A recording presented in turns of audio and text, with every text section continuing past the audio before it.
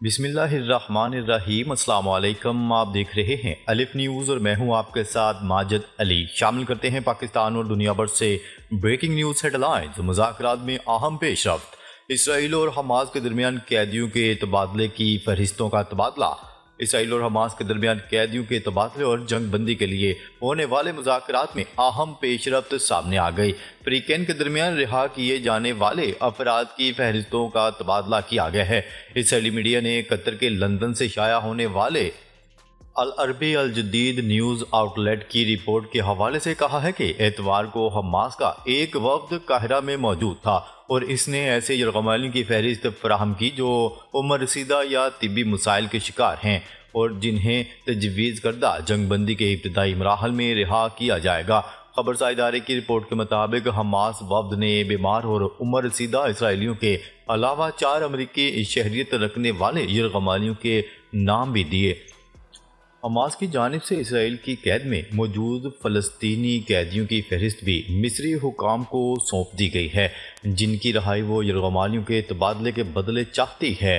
Report کے مطابق اسرائیل اس فہرست کا جائزہ لے رہا ہے اور اسی سلسلے میں ایک اسرائیلی مذاکراتی وفد قاہرہ پہنچے گا۔ نیوز رپورٹ کے مطابق امریکہ، مصر، قطر اور ترکیہ ثالثی میں مدد فراہم کر رہے ہیں۔ مصر کی پیش کردہ موجودہ تجویز کے مطابق جنگ بندی کے دوران اسرائیل غزہ سے مرحلہ وار انخلا کرے گا جو 2 ماہ تک جاری رہے گا۔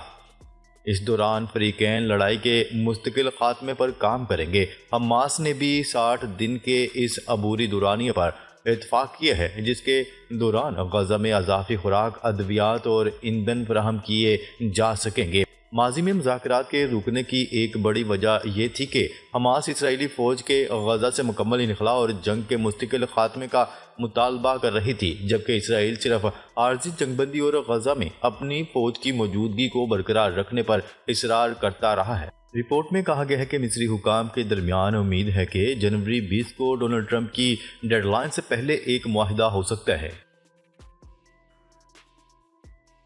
خبر کے اگلے حصے میں بات کرتے ہیں نئے حکمران کا شامی فوج کے لیے عام معافی کا اعلان۔ شام کے سابق صدر بشار الاسد کا تختہ الٹنے والے حزب اختلاف کے جنگجوؤں نے سابق حکمران کے ماتحت ملازمت میں بھرتی ہونے والے تمام فوجی اہلکاروں کے لیے عام معافی کا اعلان کر دیا۔ انہوں نے ٹیلی گرام پر اپنے ایک بیان میں کہا کہ ان کی زندگیاں محفوظ ہیں اور کوئی بھی ان پر حملہ نہیں کر سکتا۔ غیر ملکی خبرساز ایجنسی کی رپورٹ کے مطابق بشار الاسد کے روس فرار ہونے کے بعد شام کی نئی انتظامیہ محمد البشیر کو عبوری وزیر اعظم کے طور پر منتخب کر سکتی ہے، جبکہ شہری اس وقت شام میں بشار الاسد خاندانی حکمرانی کے خاتمے کا جشن منا رہے ہیں۔ سینکڑوں شامی شہری سڑکوں پر نکل آئے ہیں۔ شامی شہری کا کہنا ہے کہ بشار الاسد کو ہٹائے جانے کے بعد مستقبل کی طرف دیکھ رہی ہیں، ایسی حکومت کی توقع کر رہے ہیں جو ہمارے خوابوں کی تعبیر کر سکے۔ موجودہ شامی وزیر اعظم غازی الجلیل کا کہنا ہے کہ کابینہ کے زیادہ تر وزراء اب بھی دمشق میں کام کر رہے ہیں۔ اقتدار کے فوری منتقلی یقینی بنانے کے لیے زیادہ تر وزراء کام کر رہے ہیں۔ خبر کے اگلے حصے میں بات کرتے ہیں شامی فوج کی ناکامی حیران کن ہے۔ بشار الاسد نے بھی مدد نہیں مانگی، ایران نے بڑا پیغام جاری کر دیا۔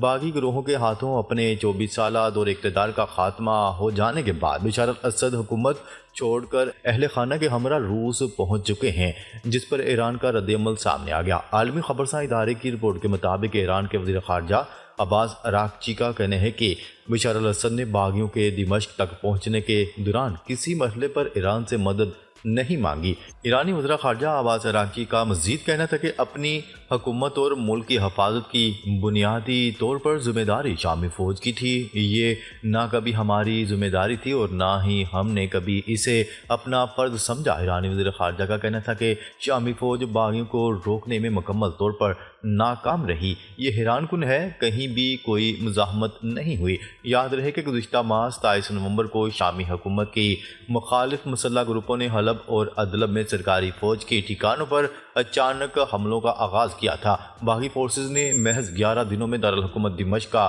مکمل کنٹرول حاصل کر کے بشار الاسد کا 24 سالہ اقتدار ختم کر دیا۔ خبر کے اگلے حصے میں بات کرتے ہیں اسرائیل شام کی صورتحال کا ناجائز فائدہ اٹھا کر دمشق کے قریب جا پہنچا، دفاعی ہدف پر بڑے حملے۔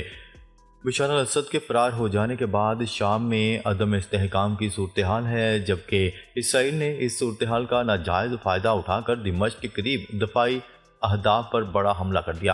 لبنانی میڈیا نے دعویٰ کیا ہے کہ اسرائیل کے فوجی ٹینک دمشق کے قریب پہنچ چکے ہیں۔ شامی فوجی ہیڈ کوارٹرز اور کئی ایئر بیسز پر اسرائیل کی جانب سے بمباری کی جا رہی، جس کی وجہ سے درجنوں لڑاکا طیارے اور ہیلی کاپٹرز تباہ ہو گئے۔ اس کے علاوہ دمشق میں میزائل دفاعی نظام، زمین سے زمین پر مار کرنے والے میزائل اور میزائلوں کی تیاری کے مقامات کو بھی نشانہ بنایا گیا۔ اسرائیل نے مقبوضہ گولان کے بفر زون میں مزید علاقے پر قبضہ کرنے کا اعلان کر دیا۔ دوسری جانب سعودی عرب، ایران اور قطر نے اسرائیلی قبضے میں توسیع اور شام پر حملوں کی مذمت کی ہے۔ سعودی عرب کا کہنا ہے کہ اسرائیل شام کی سالمیت کو نقصان پہنچا رہا ہے۔ خبر کے اگلے حصے میں بات کرتے ہیں اسرائیل نے بفر زون پر قبضے سے شام کی سلامتی کو نقصان پہنچایا، سعودی عرب نے خبردار کر دیا۔ شام کی صورتحال پر غور کے لیے روس کی درخواست پر سلامتی کونسل کے بند کمرہ اجلاس میں شام میں باغیوں کے کنٹرول کے بعد پیدا ہونے والی صورتحال پر گفتگو کی گئی۔ اسرائیلی مندوب نے سلامتی کونسل کو ایک خط میں لکھا کہ گولان کی پہاڑیوں پر اسرائیلی اقدامات محدود اور عارضی ہیں۔ اسرائیلی مندوب نے اپنے خط میں لکھا کہ اسرائیل شام کی مسلح گروہوں کی لڑائی میں مداخلت نہیں کر رہا، ہمارے اقدامات اپنی سیکیورٹی کے لیے ہیں۔ اجلاس میں سعودی عرب کا کہنا تھا کہ اسرائیل نے بفر زون پر قبضے سے شام کی سلامتی کو نقصان پہنچایا ہے۔ کیا رہے کہ بشار الاسد اقتدار کے خاتمے کے بعد شامی صدر بشار الاسد کے خاندان کو روسی صدر ولادیمیر پوٹن نے ماسکو میں پناہ دی ہے، جبکہ ایرانی حکومت نے بھی نئی شامی قیادت سے رابطے کیے ہیں۔ ایرانی وزیر خارجہ کا کہنا تھا کہ فتح شامی قوتوں کا ایران کے ساتھ رویہ شام ایران تعلقات کا تعین کرے گا۔ ادھر متحدہ عرب امارات نے شام کی ریاستی سالمیت اور اتحاد پر زور دیتے ہوئے شامی فریقین سے حکمت اور دانش مندی کا مظاہرہ کرنے کی اپیل کی ہے۔ حماس نے شامی عوام کو آزادی اور انصاف کی جدوجہد میں کامیابی پر مبارکباد دی ہے، جبکہ لبنانی تنظیم حزب اللہ نے شام میں تبدیلی کو خطرناک قرار دے دیا۔ خبر کے اگلے حصے میں بات کرتے ہیں برطانوی وزیر اعظم سعودی عرب پہنچ گئے، ولی عہد شہزادہ محمد بن سلمان سے ملاقات۔ برطانوی وزیر اعظم کیر سٹارمر سعودی عرب پہنچ گئے۔ سعودی ولی عہد شہزادہ محمد بن سلمان نے برطانوی وزیر اعظم کا استقبال کیا۔ ولی عہد محمد بن سلمان اور برطانوی وزیر اعظم کیر سٹارمر کے درمیان ملاقات ہوئی۔ خبر کے اگلے حصے میں بات کرتے ہیں غزہ لبنان میں اسرائیلی بربریت جاری، مزید 40 فلسطینی شہید، 6 صہیونی فوجی ہلاک۔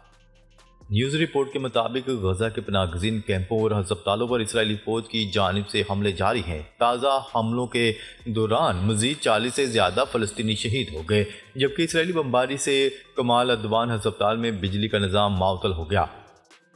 حملوں میں آکسیجن پمپس کو نقصان پہنچا اور ایمرجنسی میں ہونے والے آپریشن رک گئے۔ ادھر ایک ماہ کے تعطل کے بعد قطر دوبارہ سے غزہ جنگ بندی مذاکرات کی کوششوں میں شامل ہو گیا۔ دوسری جانب انسانی حقوق کی عالمی تنظیم ایمنسٹی انٹرنیشنل نے غزہ میں اسرائیلی مظالم پر ایک تفصیلی رپورٹ میں غزہ میں جاری فلسطین کے قتل عام کو نسل کشی قرار دیا ہے۔ ایمنسٹی انٹرنیشنل کی رپورٹ میں بتایا گیا ہے کہ اسرائیل کی غزہ میں جاری کارروائیاں نسل کشی کی قانونی حد کو پورا کر چکی ہے۔ اسرائیل نے 5 میں سے کم از کم 3 قوانین کی خلاف ورزی کی ہے، جن پر نسل کشی کنونشن کے تحت پابندی عائد ہے۔ خبر کے اگلے حصے میں بات کرتے ہیں ترکیہ میں 2 ہیلی کاپٹر آپس میں ٹکرا گئے، 6 فوجی ہلاک۔ ترکیہ میں 2 فوجی ہیلی کاپٹر فضا میں ٹکرا گئے، جس کے نتیجے میں 6 فوجی ہلاک ہو گئے۔ غیر ملکی خبرساں ایجنسی کی رپورٹ کے مطابق ترکیہ میں دونوں ہیلی کاپٹر تربیتی پرواز کے دوران فضا میں ایک دوسرے سے ٹکرا گئے۔ ایک ہیلی کاپٹر تباہ ہو گیا، تاہم دوسری ہیلی کاپٹر کو بحفاظت زمین پر اتار لیا گیا۔ ہلاک ہونے والے فوجی تباہ ہونے والے ہیلی کاپٹر میں سوار تھے۔ حادثہ ترکی کے جنوب مغربی علاقے میں ہوا۔ گورنر عبداللہ ایران نے ہیلی کاپٹر حادثے کی تصدیق کرتے ہوئے بتایا کہ دونوں ہیلی کاپٹر معمول کے مطابق ہونے والی تربیتی پرواز کے دوران آپس میں ٹکرا گئے۔ حادثے میں ہلاک ہونے والے فوجی اہلکاروں میں ایک بریگیڈیئر جنرل بھی شامل ہیں، جو ہوا بازی اسکول کے انچارج تھے۔ حادثے کی تحقیقات شروع کر دی گئی ہیں۔ ناظرین اب تک کے لیے اتنا ہی، مزید خبریں لے کر بہت جلد آپ کی خدمت میں حاضر ہوں گے، تب تک کے لیے اپنا خیال رکھیے گا۔ اللہ نگہبان۔